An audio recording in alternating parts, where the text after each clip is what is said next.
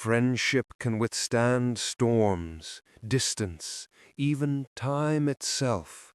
But when Arlo, Liam, and Lucy set out to explore a mysterious bay known for its glowing waters, they had no idea that the real darkness wasn't in the sea.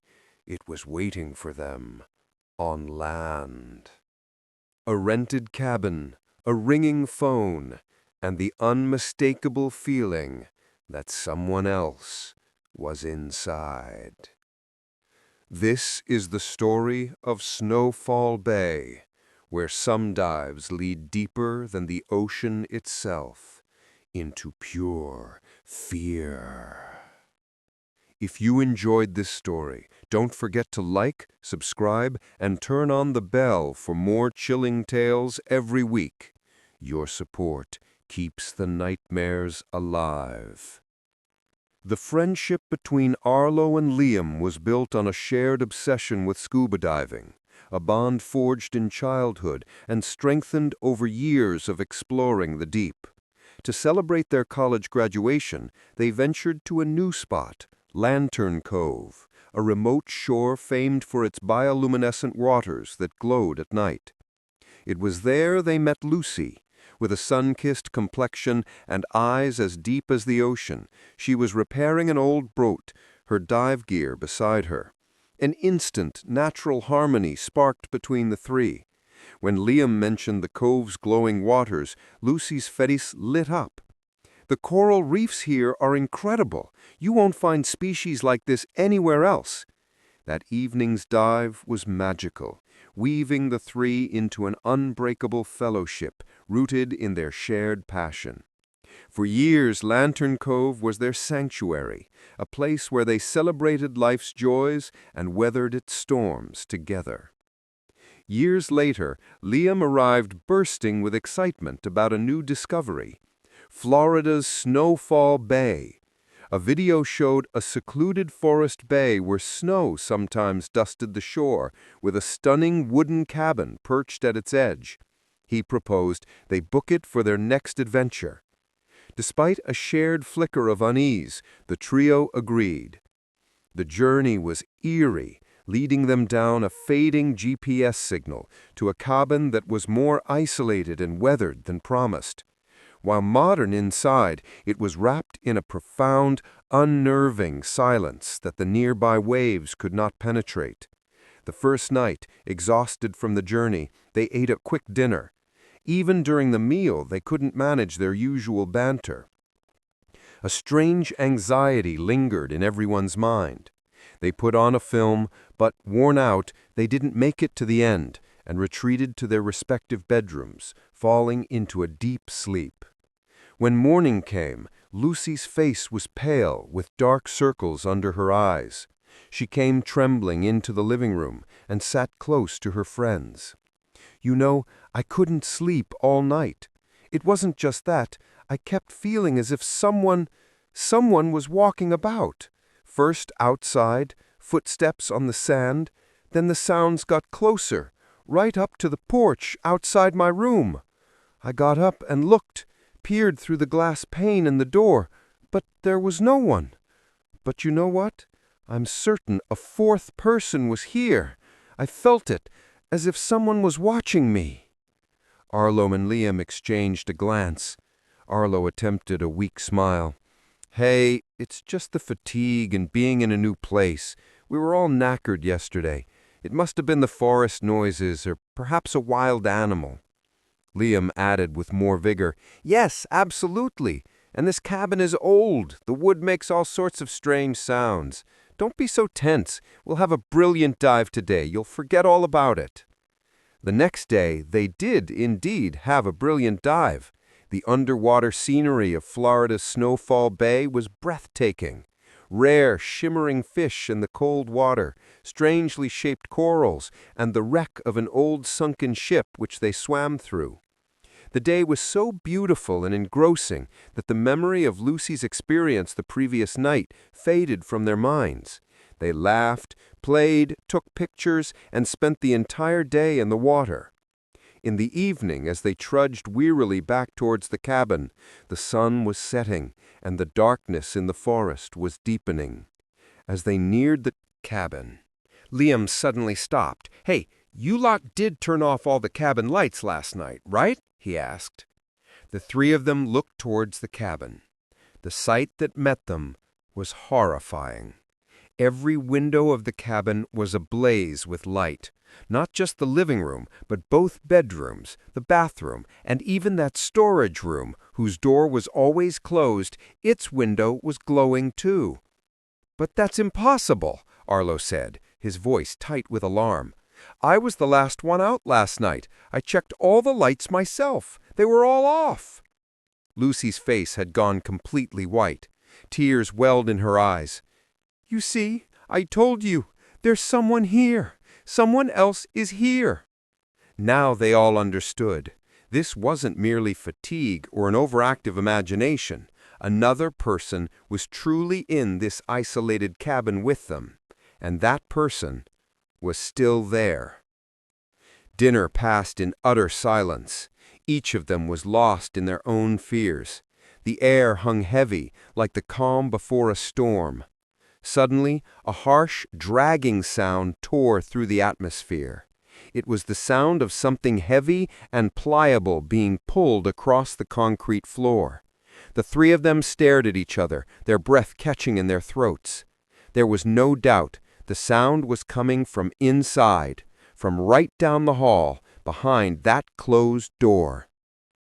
At that very moment, the sky outside broke open. Heavy raindrops hammered on the roof, and in an instant the rain transformed into a violent snowfall. A white curtain swallowed the world, and their car was lost to the forest. They were completely trapped by the storm. Venturing out would be suicidal.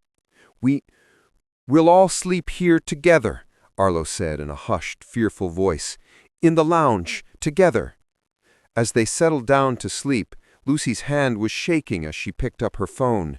I'll call the owner. Maybe he can tell us something." She dialed the number. Ring, ring. The sound of the phone ringing froze them in place. The ringing was coming from inside, from within their own cabin. Ring, ring. The sound was unmistakably coming from that small storage room, the one whose door they had never opened and assumed was empty. Their blood ran cold. This was no mere sensation. Someone else was here, and he was toying with them. Arlo, steadying his trembling hands, approached the door. He knocked sharply. "Hello? Is someone in there?" No answer, just deep silence. He gathered his courage, grabbed the handle, and opened the door. Inside was a small, dusty room. A tiny cupboard, an old dust-covered desktop computer, and, on the desk, lay the owner's phone, still ringing, its screen glowing. But the room was empty. How is this possible?" Lucy shrieked. "The phone is here, so where is the man?" Fear was now choking them. Arlo immediately pulled out his own phone and dialed the emergency number. "We're trapped. There's someone else in the cabin. Please, send someone immediately. The address is—" He blurted out the address in a panic. As he made the call, another sound came from inside the storage room. It wasn't just a dragging sound anymore. It was a low, guttural, heavy breathing, as if something very close and very large was drawing breath. Lucy screamed. Liam, propelled by a mix of rage and sheer terror, lunged towards the storage room door. "Who are you? Come out!" Arlo grabbed his arm and pulled him back. "Don't go, Liam. He's trying to lure us in. We'll wait outside." But Liam shook off his hand. His face was contorted with a frenzy they had never seen before. He yanked the door open with a sharp crack. He shone his phone's torch inside and peered in. His eyes widened. His jaw clenched. A stifled, helpless scream escaped his lips. "No!" The cupboard door creaked slowly open, and out stepped the cabin's owner. But he was not the man they had corresponded with online. His eyes were vacant, pupils dilated, and his face was fixed with a smile that didn't reach his eyes. His clothes were old and soiled, and in his hand he held a large, heavy hammer that glinted in the torchlight. "Why did you take my home from me?" he said in a flat, dead voice like a scratched record playing.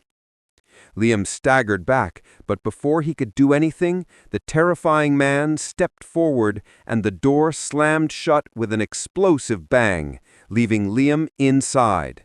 From within came Liam's muffled scream, followed by a deep, sickening thud. And then, complete silence. Liam recoiled, his eyes fixed on the hammer gleaming in the air. His father's words echoed in his mind. "Always look your opponent in the eye, son." And what he saw in those eyes was not just anger, but a deep, hollowed-out humanity that had long since died. You defiled my sanctuary," he rasped, his grip tightening on the hammer. At that moment, the faint sound of sirens cut through the air.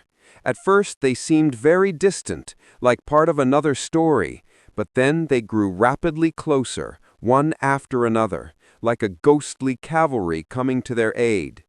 The wild gleam in the owner's eyes faded, his smile twisted into the ghastly rictus of a skull.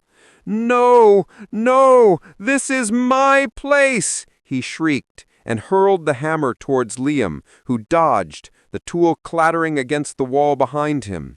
He scrambled towards the back door, like an intruder in his own home. But as he yanked it open, he was met by 2 police officers, weapons drawn, faces set with iron resolve. "Freeze! Drop your weapon!" He let out a powerful, heart-shattering scream, a sound filled not only with the agony of defeat, but with the eternal despair of a man cornered by his own demons. 1 week later, police station. In a suddenly bright conference room, an investigator opened a file before the 3 of them. His name was Marcus. He was wanted across 3 states, the investigator said gravely. His method was always the same. He would rent remote cabins, build hidden rooms within them, and then he would wait. The investigator spread some photos on the table. They looked perfectly ordinary, an old cabin, a view of the woods. He would wait for his prey. At night, he'd make noises from outside, move things about. He'd fray his victims' nerves to the point they would either flee or fall right into his trap. Arlo had his hands on his knees, which were still trembling slightly. And Liam?" The investigator attempted a smile. "Your friend is lucky. He's just in severe shock. They'll release him from the hospital within the week." Lucy covered her face with her hands. The sound of her tears was clear in the quiet room. 1 month later, psychologist's clinic. "Doctor, I can't sleep," Lucy said, her voice pleading. "Whenever I close my eyes, I see that door and the breathing from behind it." The psychologist nodded gently. "It's a normal reaction, Lucy. Your mind has been through an extremely traumatic event." "But how can I forget? How can I forget the sound of that dragging from behind the door, the glint of that hammer, and the emptiness in his eyes?" 3 months later, a new place. The 3 of them were in a new city, in a new cabin, chosen specifically for its proximity to town. Arlo was opening every cupboard, looking under every bed. Liam, still somewhat frail, stood by the door, his hand still hovering over the spot where he'd been injured.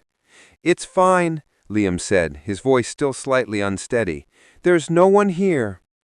Lucy stood in the kitchen, staring at an open doorway. "Are you sure? Completely sure?" That night, as they all lay down to sleep, Lucy suddenly sat up and said, "You know, I called that investigator today." "Why?" Arlo asked. "He told me Marcus kept a diary with him. In it, he wrote that he lived like a house ghost. He would watch people's lives from behind the walls, their joys, their arguments, and then, when the opportunity arose, he would reveal himself." Silence fell. Arlo said softly, "Some shadows aren't just shadows. They're watching. They're waiting. And perhaps they exist within some of us." That night, all three of them lay with their eyes open.